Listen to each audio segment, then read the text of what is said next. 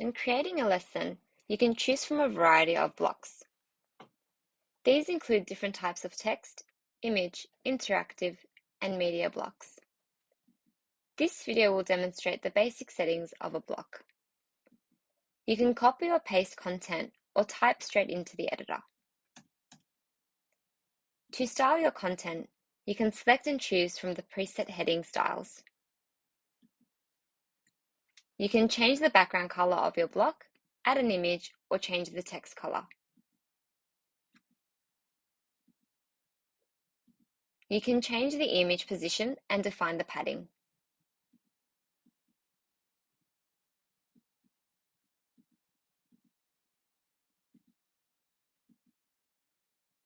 To edit your hotspot interaction, you'll need to click on the actual image. This will then allow you to edit the markers. You can now experiment by customizing and inserting other blocks.